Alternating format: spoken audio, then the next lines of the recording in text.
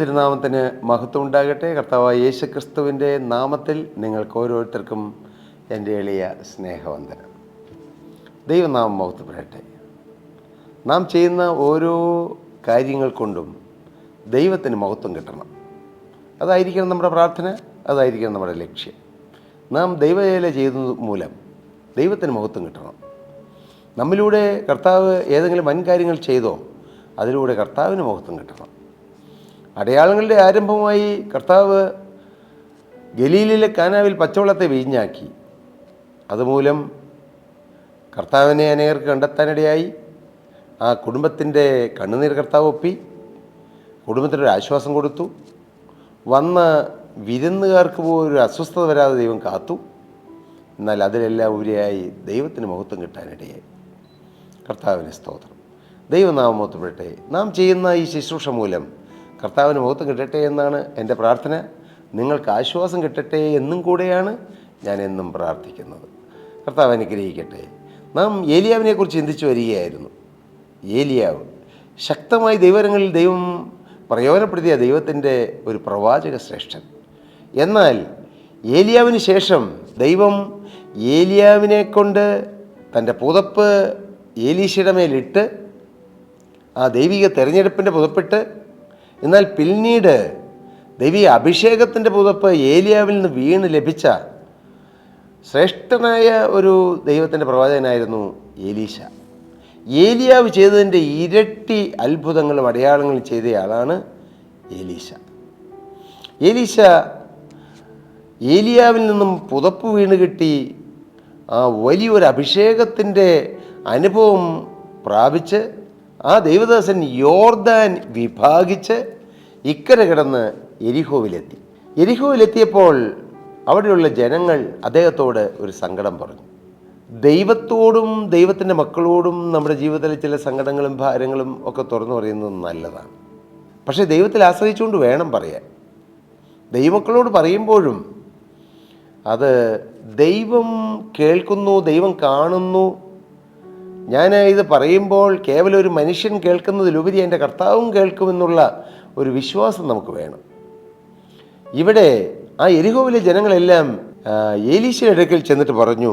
അനന്തരം ആ പട്ടണക്കാർ ഏലീശയോട്, 2 രാജാക്കന്മാർ 2-ാം അധ്യായം 19-ാമത്തെ വാക്യം. അനന്തരം ആ പട്ടണക്കാർ ഏലീശയോട്, ഈ പട്ടണത്തിൻ്റെ ഇരിപ്പ് മനോഹരമായതെന്ന് യജമാനൻ കാണുന്നുവല്ലോ, എന്നാൽ വെള്ളം ചീത്തയും ദേശം ഗർഭനാശവുമാകുന്നു എന്ന് പറഞ്ഞു. നല്ല മനോഹരമായൊരു പട്ടണം. പുറമെ നോക്കിയാൽ നല്ല ഭംഗിയുണ്ട്. നല്ല പ്രകൃതി രമണീയത തിങ്ങി നിറഞ്ഞു നിൽക്കുന്ന ഒരു നല്ല പട്ടണം. ധാരാളം വെള്ളമുണ്ട്. എല്ലാം കൊണ്ടും തികഞ്ഞതെന്ന് തോന്നും. പുറമേ നോക്കുമ്പോൾ അങ്ങനെ തോന്നും. പക്ഷേ അടുത്ത് ചെല്ലുമ്പോഴാണ് ഈ വെള്ളമുണ്ടെങ്കിൽ ഈ വെള്ളം കുടിച്ചാൽ ഗർഭനാശകമാണ്. ഇന്ന് അനേക മനുഷ്യജീവിതങ്ങളുടെ അനുഭവത്തെയല്ലേ ഇവിടുത്തെ പരിശുദ്ധാത്മാവ് വരച്ച് കാണിച്ചു തരുന്നത്. പുറമേ എല്ലാം ഉണ്ട്.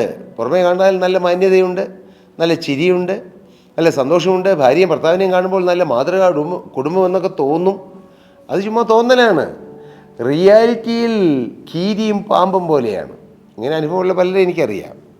ചീറിയെടുക്കുന്ന ഭർത്താവ്, ചാടിക്കടിക്കുന്ന ഭാര്യ. സ്തോത്രം. ദൈവത്തിൻ്റെ വചനം പറയുന്നു, ഭർത്താക്കന്മാരെ നിങ്ങൾ ഭാര്യമാരെ സ്നേഹിപ്പീൻ. എവിടെ സ്നേഹം? ഭാര്യയോട് പറയുന്നു, ഭാര്യമാരെ നിങ്ങൾ ഭർത്താക്കന്മാരെ അനുസരിപ്പീൻ. എവിടെ അനുസരണം? വീണ്ടും ഭർത്താക്കന്മാരോട് പറഞ്ഞു, ഭർത്താക്കന്മാരെ നിങ്ങൾ ഭാര്യമാരെ കരുതുവീൻ. എന്ത് കരുതൽ! സഹോദരിമാരോട് പറഞ്ഞു, ഭാര്യമാരെ നിങ്ങൾ ഭർത്താക്കന്മാർക്ക് കീഴടങ്ങിയിരിപ്പീൻ.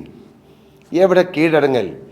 ഞാനും സ്ത്രീയല്ലേ, എനിക്കുമുണ്ട് അവകാശങ്ങൾ, എനിക്കുമുണ്ട് ശമ്പളം, എനിക്കുമുണ്ട് ഒരു വ്യക്തിത്വം. ഞാനങ്ങനെ കീഴടങ്ങിയിരിക്കേണ്ട ആവശ്യമൊന്നുമില്ല. പ്രത്യേകിച്ച് ഈ നൂറ്റാണ്ടിൽ ഇതാണോ മകളെ നിൻ്റെ ചിന്താഗതി? വീണ്ടും ദൈവത്തിൻ്റെ വചനം പറയുന്നു, ഭർത്താക്കന്മാരെ നിങ്ങൾ ഭാര്യമാരെ ബഹുമാനിപ്പീൻ. അതിത്തിരി കടുങ്കയ്യ അല്ലേ? ഭാര്യയെ ബഹുമാനിക്കുക, സ്നേഹിക്കുക, കരുതാം, അതൊക്കെ അത്യാവശ്യമാണ് ചെയ്യുക. പക്ഷെ അവരെങ്ങനെ റെസ്പെക്റ്റ് ചെയ്യുന്നത്, ബഹുമാനിക്കുന്നത്? എൻ്റെ പ്രിയരെ ഭർത്താക്കന്മാരെ, നിങ്ങൾ ഭാര്യ വരുമ്പോൾ എഴുന്നേറ്റ് നിന്ന് കൈകൂപ്പുന്നത് നല്ല റെസ്പെക്റ്റ്. അവരുടെ അഭിപ്രായങ്ങൾക്ക്, നല്ല അഭിപ്രായങ്ങൾക്ക് വില കൊടുക്കുന്നു. നിങ്ങൾ മാത്രം ഏകാധിപതികളെപ്പോലെ നിങ്ങളുടെ കുടുംബത്തിലൊരു കാര്യം തീരുമാനിക്കുകയല്ല. ഞാൻ അങ്ങനെ തീരുമാനിച്ചു, ബാക്കിയെല്ലാം അങ്ങനെ തന്നെ. അതല്ല, ഭാര്യയും ഭർത്താവും മക്കളും എല്ലാം കൂടി ഒരുമിച്ചിരുന്ന് പലതും ആലോചിക്കുന്നു. ആലോചനക്കാരുടെ ബഹുത്വത്താലോ കാര്യം പെട്ടെന്ന് സാധിക്കുന്നത് ദൈവത്തിന് വചനമുണ്ട്. ഒരു കുടുംബം, ആ കുടുംബത്തിലെ ഭരണ സംവിധാനം ഇല്ലേ, ഒരു വലിയ രാജ്യം അല്ലെങ്കിൽ ഒരു സംസ്ഥാനം, പിന്നീട് ഒരു പഞ്ചായത്ത്, പിന്നെ കുടുംബം, ഇവിടെ എല്ലാ അഡ്മിനിസ്ട്രേഷനുണ്ട്. ആ അഡ്മിനിസ്ട്രേഷനിൽ ടീം വർക്കാണ് സക്സസ്. ഒരുമിച്ച് നിൽക്കണം. ഭാര്യയും ഭർത്താവും മക്കളും മാതാപിതാക്കളെല്ലാം ഒരുമിച്ച് നിന്ന് മുന്നോട്ട് നയിച്ചു നോക്കിയേ നിങ്ങളുടെ കുടുംബത്തിൽ ഐശ്വര്യം ഉണ്ടാകും, അനുഗ്രഹം ഉണ്ടാകും, സമാധാനം ഉണ്ടാകും, സന്തോഷം ഉണ്ടാകും. എന്നാൽ ഇന്ന് ഭിന്നിച്ച് കഴിയുന്നു, ആലോചിക്കുകയില്ല. ഭർത്താവിൻ്റെ ഇഷ്ടത്തിനനുസരിച്ച് കുറേ നാൾ കഴിഞ്ഞ് മടുത്ത് ഭാര്യയുടെ ഇഷ്ടത്തിനങ്ങ് പോകും. അതല്ല കുടുംബജീവിതം. ഭർത്താക്കന്മാരെ നിങ്ങൾ ഭാര്യമാരെ ബഹുമാനിപ്പീൻ. സ്തോത്രം. അവരോട് കയ്പയക്കരുത്. ഭാര്യമാരോട് വീണ്ടും പറയുന്നു, ഭാര്യമാരെ നിങ്ങൾ ഭർത്താക്കന്മാരെ ഭയപ്പെടുവീൻ.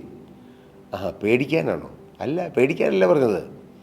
ഓവൻ റെവറൻസ്, ബഹുമാനത്തോടെയുള്ള ഒരു ഭയഭക്തി, അത് വേണം. ശരിയാണ്, ഭർത്താവ് വളരെ സോഷ്യലായൊരു മനുഷ്യനായിരിക്കാം. അദ്ദേഹം തമാശകൾ പറയും, പൊട്ടിച്ചിരിക്കും, നിങ്ങളെയും ചിരിപ്പിക്കുന്ന ആളായിരിക്കാം. എല്ലാം സത്യം, നടന്നോട്ടെ, അതെല്ലാം അങ്ങനെ തന്നെ വേണമെന്നാണ് എൻ്റെ അഭിപ്രായം. പക്ഷേ ഉള്ളിൽ ഓർത്തുകൊള്ളണം, ഇത് തലയാണ്, അത് ദൈവം കൽപ്പിച്ചതാണ്. സഭയുടെ തല ക്രിസ്തു, ഭാര്യയുടെ തല ഭർത്താവ്, അതിന് മാറ്റമില്ല. അതുകൊണ്ട് ഭാര്യമാർ അനുസരിക്കണം, കീഴ്പ്പെടണം, ഭയപ്പെടണം. ഭർത്താക്കന്മാർ സ്നേഹിക്കണം, കരുതണം, ബഹുമാനിക്കണം. ഇതുണ്ടെങ്കിൽ കുടുംബ സ്വർഗമാകും. എന്നാൽ ഇന്ന് കുടുംബങ്ങൾ സ്വർഗമാണോ? അല്ല, നരകമാണ്. ഡൈവോഴ്സ് ഇങ്ങനെ കൂടിക്കൂടി വരുന്നു, പിരിക്കുകയാണ്. ആരാ പിരിക്കുന്നത്? കുടുംബം പിരിക്കുന്നത് ആരാണ്? ഈ അടുത്ത ദിവസം ഞാൻ കേട്ടു, 60-62 വയസ്സുള്ള ഒരു ഭർത്താവും അതിനോടടുത്ത പ്രായമുള്ള ഒരു ഭാര്യയും അവർ തമ്മിൽ പിരിയാനിരിക്കുക. എന്തു പറയണ്ടു? അങ്ങോട്ട് മിണ്ടുന്നില്ല, ഇങ്ങോട്ട് മിണ്ടുന്നില്ല, ദേഷ്യം, കലഹം.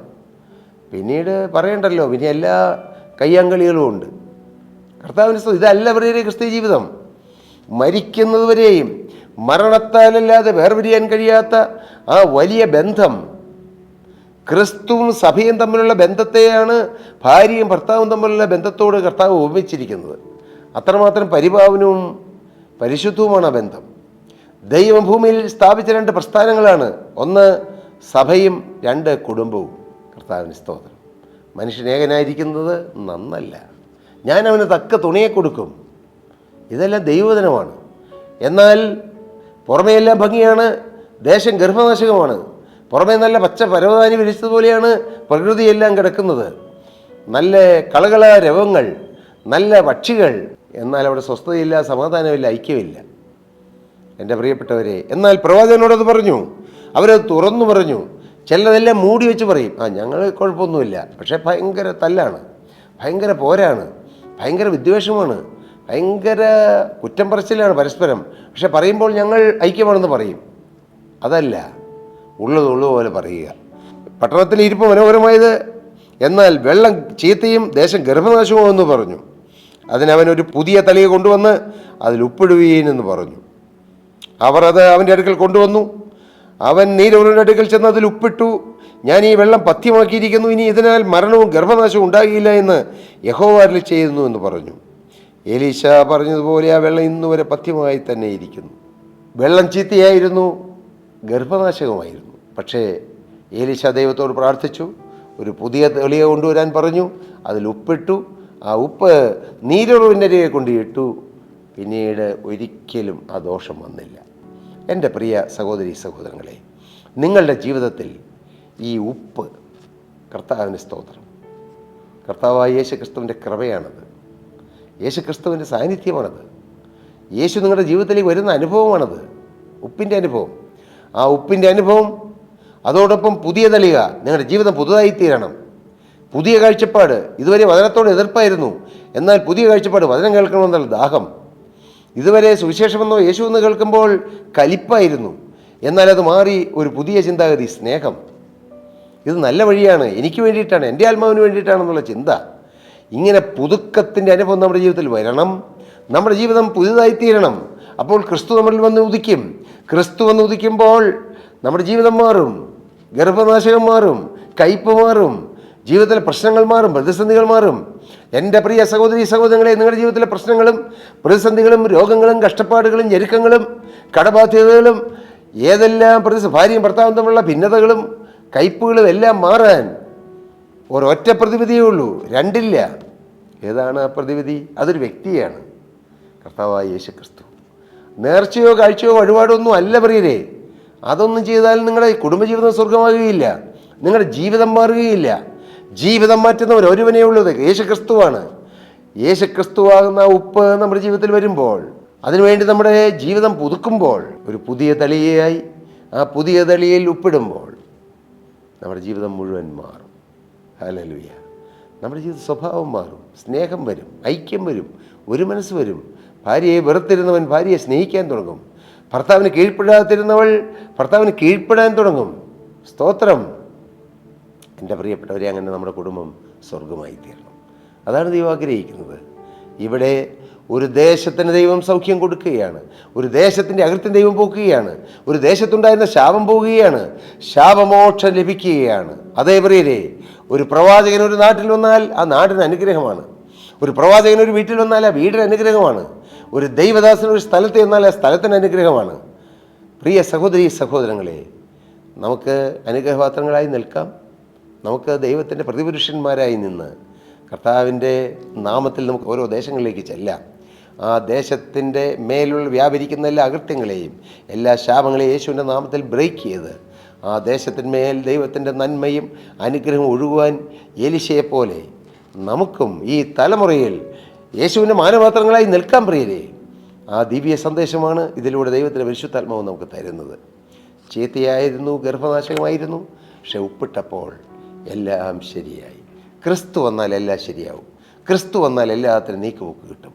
ക്രിസ്തു വന്നാൽ എല്ലാത്തിനും ഒരു പോക്ക് വഴി ഉണ്ടാകും. നിങ്ങൾക്ക് യേശുവിനെ രക്ഷിതാവും കർത്താവായി സ്വീകരിക്കാമോ? യേശുവിന് വേണ്ടി നിങ്ങളുടെ ജീവിതം കൊടുക്കാമോ? നാഥാ, ഞാൻ ഇന്നു മുതൽ യേശുവിനായി ജീവിക്കുമെന്നൊരു സമർപ്പണം എടുക്കാമോ? യേശു ക്രൂശിൽ എനിക്ക് വേണ്ടി മരിച്ചതിനാൽ ഇന്നു മുതൽ ഞാൻ യേശുവിനായി ജീവിക്കുമെന്ന ആ കാതലായ സമർപ്പണം നിങ്ങൾ എടുക്കൂ. എങ്കിൽ നിങ്ങളുടെ ജീവിതം ധന്യമാകും, ഈ ഭൂമിയിൽ മാത്രമല്ല നിത്യതയിലും. അതിന് കർത്താവ് ഇടയാക്കട്ടെ. ദൈവനാമം മഹത്വപ്പെടട്ടെ. സ്തോത്രം.